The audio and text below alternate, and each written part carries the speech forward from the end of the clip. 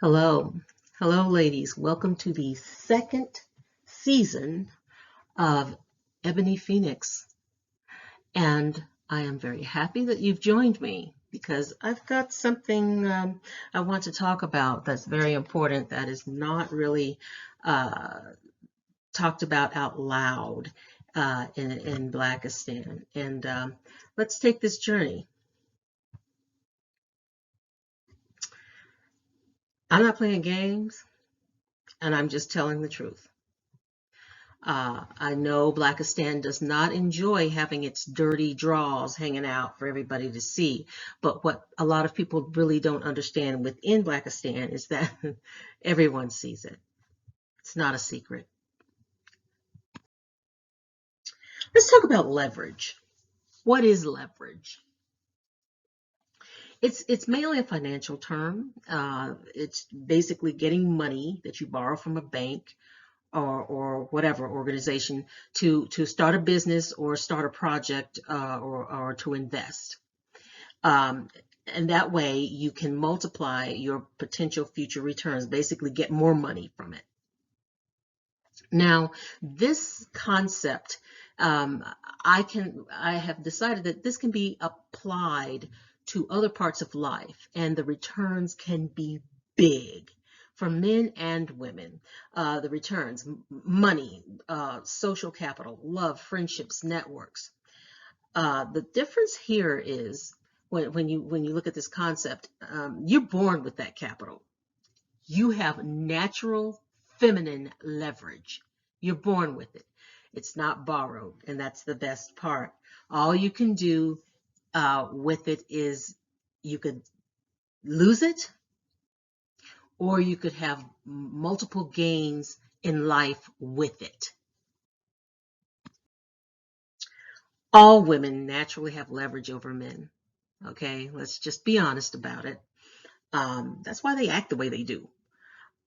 So men, they orchestrate leverage of their own over women in terms of opportunities, control, and controlling resources, such as this is a patriarchal society, right?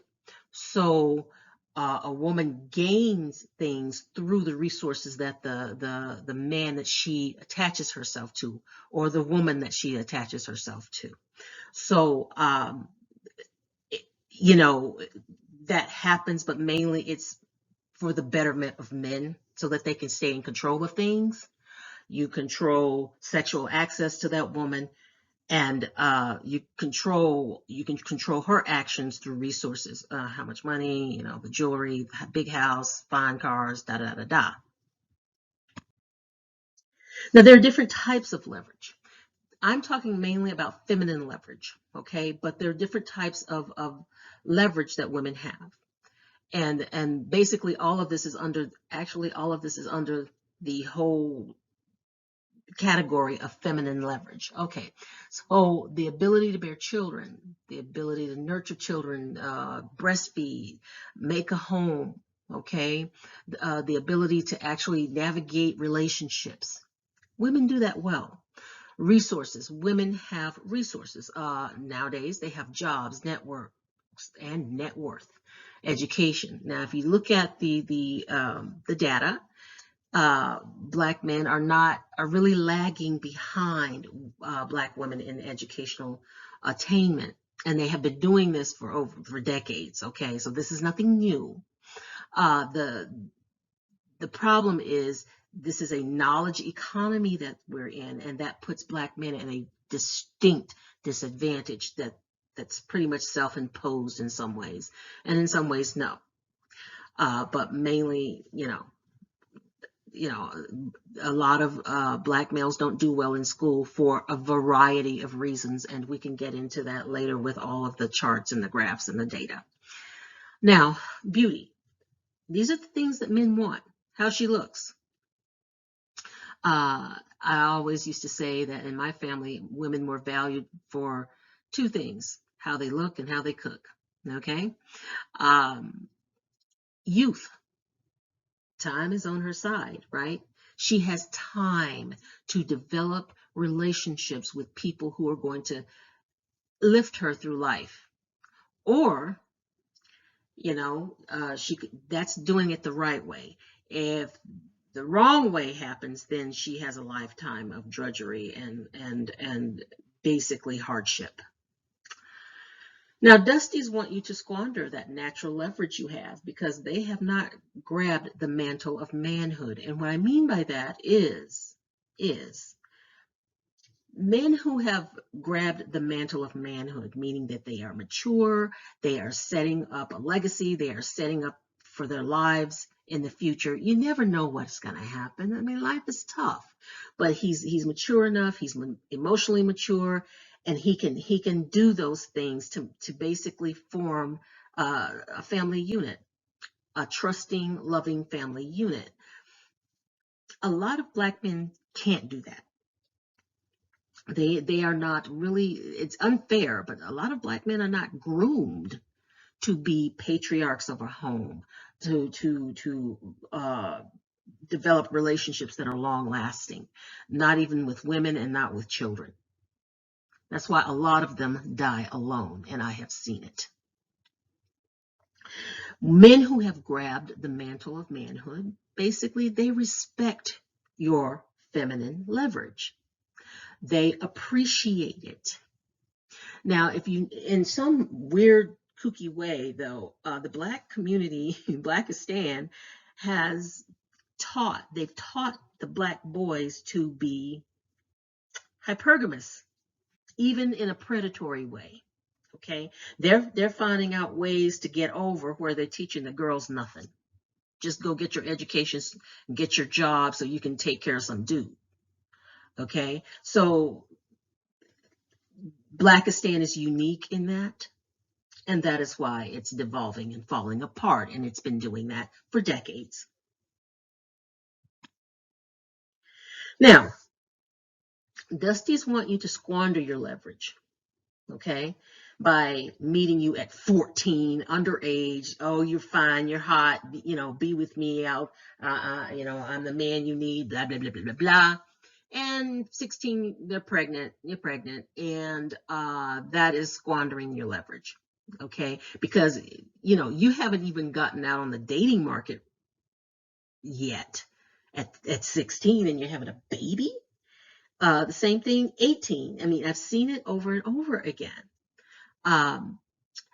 So why do they want to squander your leverage or have you do it? Well, domestic violence. They do it through domestic violence. It's to control you and your leverage, to impose a legacy on you, basically making you have a baby. Reproductive coercion and control of gaining knowledge. So basically this, if you are if you are assaulted or whatever, or groomed, and the the men in Blackistan, they groom teenagers. They start early grooming these girls, sexualizing them when they have not yet had a chance to sometimes reach adolescence. Okay, so here's the thing. If you control educational attainment, let's say you guys are in a domestic partnership, and he's basically sabotaging your efforts to go to school, get new training so that you can get a job and basically do something with your life and have something for your family. They will sabotage that. I've seen so many Black women sabotaged. I have seen Black women's careers sabotaged. I've seen them killed because the Dusty wants this and that, and the Dusty can't have it, and so there you go. Your beauty. They want to control your beauty. Beatings, especially to the face, forced marriage, multiple pregnancies, control who you're around so you can't get any help. Control your comings and goings. They control who you can be friends with and who you can't be friends with. Definitely no opposite sex friends or acquaintances. Mental and emotional trauma destroy your mental and physical health, and you end up not so beautiful. Your beauty fades. No matter what age you are, you pound on somebody mentally and emotionally and physically enough, they're gonna look different. a lot different. And it doesn't take a whole lot of time for that to happen.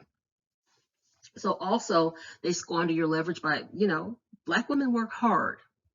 They work hard for educational attainment and job security. They work hard for the training. They work hard. A lot of them, a lot of you guys open businesses and you work your butts off.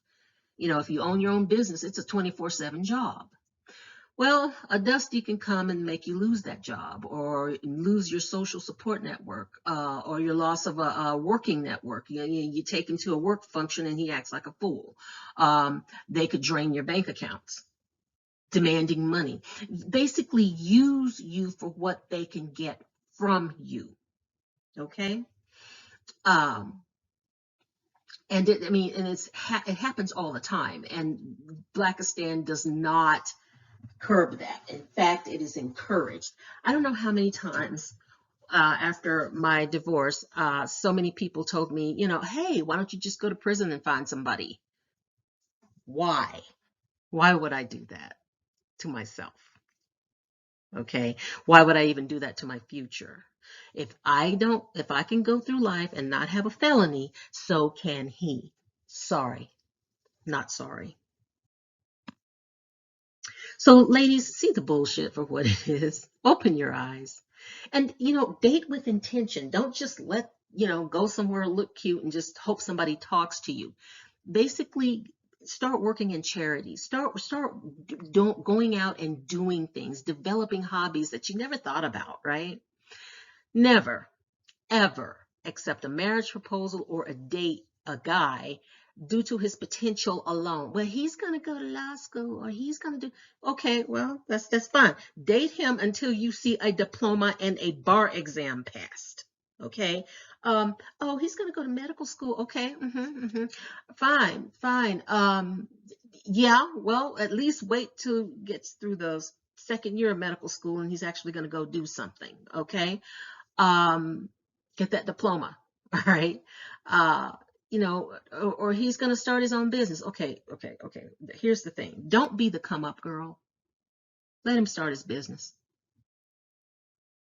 And then you do your own thing. If he's asking for a whole bunch of financial help from you and there's and support from you, and it's not coming, and that support is not coming to you, it's a two-way street, right? Forget it. No, you're the come up girl, honey. You're the come up girl. All right? Don't be that. Don't waste your pretty. Look at what a guy has done. What does he have? Is he on a path to a finish line? Okay. He's gonna open up his own brokerage firm. Okay. Sit back and watch. Sit back and watch. If it fails, see what else he does. Remember, ladies, there are no unicorns. And Black men are taught to be hypergamous. You should be too. And this is ass backwards. Other ethnic communities, the women are hypergamous. Whereas in Blackistan, it's only the men, and the women are just tossed away when they're no longer needed to mule. Okay? Why destroy your feminine leverage? Why would an entire community be on board with that? Think about it. Dusty wants keys to your car. He wants to live in a nice home without dealing with the mortgage or paying rent or paying a lot of rent. He wants regular sexual access, not just to you, but to many people or someone outside of your primary relationship. He wants access to your network of worthwhile folks with no felonies who can get him somewhere. Okay. Remember that the horrible murder of this beautiful Black bank executive from Bank of America by her ex-boyfriend. He couldn't control her. She ditched him. She probably even helped him get the job. They were both making real bank. Killed her. He wants money. He wants stuff. But his way of getting stuff is through women. And you can see this in the United States. You can see it in the diaspora. That's why a lot of those cats back in the day were pimps. They make their money through the use of their women. Go to Kenya. That's what's happening now. Men are prostituting their wives and daughters and da da da da da. But he gets the money. My grandfather had 14 legitimate children. He had 6 illegitimate children. And of those 14 legitimate children were forced to work in the cotton fields, okay? And the little money that they made, they brought back to him to gamble with and drink with and spend on other women. Yeah, fun times, fun times. So even the diaspora and in Black America, the worth and the resources are coming through the women.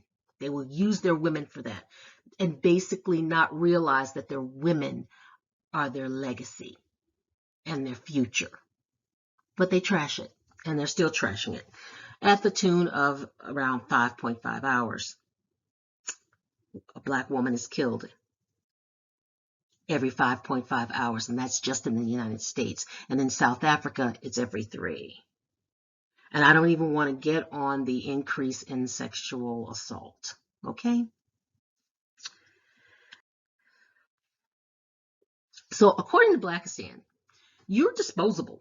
I mean, think about Kleenex. You know, when you need the Kleenex and gauze, it's there. You use it and then you toss it in the trash. All right?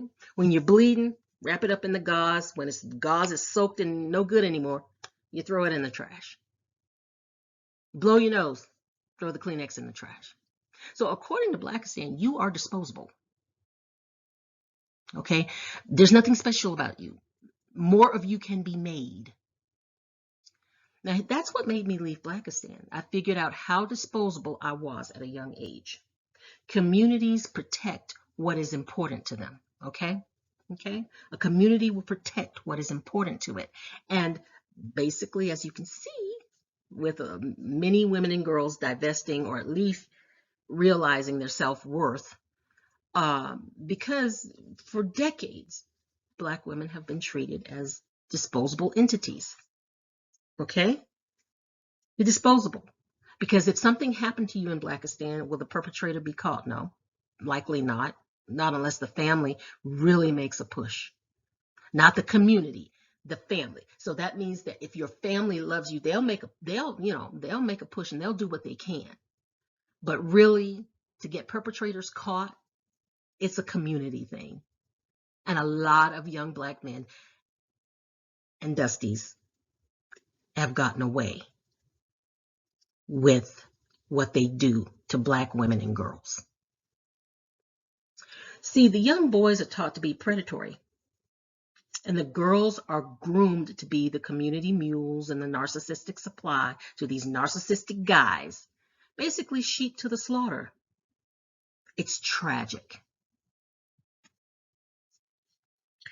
Now, Blackistan does not acknowledge or value your leverage, your feminine leverage. It barely acknowledges you, okay? And it doesn't value you. Now, if you have the right, I don't know, body proportions, God help you, okay? God help you, all right?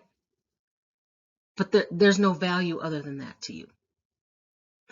Neither you nor your foremothers were ever protected, provided for, supported, or had their beauty uplifted. They're looking at the white girls. Okay, fine. Look at Becky all damn day. Okay, I don't care. Okay, so my thing is this: realize your position in the Black community, in the Blackistan. Just realize it. It's heartbreaking to realize these things. And it's hurtful, but you have got to get to the point where you are understanding your worth in that community. Other ethnic communities know this. The men in the Black community have pretty much abandoned you long before the slave ships arrived on the shores. Okay? Understand that. Understand that. Understand that you have this feminine leverage and take it elsewhere. Okay, destruction of your natural feminine leverage just renders a woman disposable. I mean, if they've used you up and tossed you out, and you have no self-esteem, it's hard to do anything. Okay, Blackistan preserves the Black man's image, destroys yours. Okay, preserves their ego by projecting its blame and malfeasance on the women. It's the women's fault. Out of wedlock mothers. Nobody's talking about the fathers who basically put the sperm where it went, okay? Black women have allowed this to happen by being male-centered and misogynist themselves. I did not understand for a long time why women hated other women. They didn't even respect other women. They always saw every woman as a threat. So instead of being counterparts, Black women were, they became like the selfish, narcissistic men that they serve. And they are serving the community up on a platter to be destroyed because the Black men are mad. The police, white supremacy. I mean, really? Black women and girls seem to do fine in a lot of cases despite white supremacy. If you get them out of Blackistan, they seem to do well. Blackistan worships the black man, and he's fucking up here and there. I mean, no accountability brings chaos. Okay? Also, the destruction of her natural feminine leverage renders a woman disposable in ways that, here's the thing. Black woman, black girl, you're the scapegoat to the Blackistani village idiots. I'm serious. It's always the woman's fault. It's the girl's fault. She led him on. Look at what she was wearing. Oh, God, give me a break. So basically, you're devalued because they can devalue you. Why not? They have a captive audience that the mammies keep in bondage. The mammies are keeping these black girls and women in bondage. Yeah. Yeah. Go to any church. There is a mammy brigade. Okay? So the Dusties come in with all their standards since you have no worth to the community. So your hair texture, length, size, requirements of your body, skin tone requirements, age limits, arcane biblical definitions of Psalm 31 woman, or whatever, body count, how many people she's had or had sex with, body shape, to make sure that you have none for them to meet. The only criteria they are required to meet is to have black skin and a penis. That's it. What the hell is that going to do for your bank account, your self-esteem, your spiritual development, and your health? Black skin and a penis. What is that going to do for you? Obviously nothing. And that's the way it's been designed for a long time. And don't blame it on slavery. The same thing is happening over in the other diaspora places as well in Mother Africa. It's really bad there. And a lot of women are trying to escape those horrible cultures that they're in. The ones who have 10 kids, started having kids when she was 12, and she's got 10 kids by the time she's 25, 32. What is she going to do? She's trapped. And with this country making Roe v. Wade a hot potato issue, and we want to just abolish it and destroy it for no reason other than to make some evangelicals happy, you're in danger, black woman, black girl. So keep your feminine leverage. I don't care how you do it, because that is where your future will come from. Unfettered access to women is what heterosexual men want. I know that. And your leverage stands in the way of that. And the best way to handle your leverage is to acknowledge that you have it, appreciate it, cultivate it. Okay? Acknowledge and process the trauma of misogynoir that you have gone through. Black people are racist against black people. We all know that. And it's really intense with black women. Okay? The intraracial racism is intense amongst black women. Now remember, black men, all they need is a penis and black skin. That's it. So divest physically, mentally, and emotionally. Please recognize the gaslighting patterns designed to keep you where you are or where they want you to be. I have heard so many times, you're not in a woman's place. And I have had to tell certain relatives, my place is where I put me, dear. You put yourself in your place, I put myself in my place. Get with that.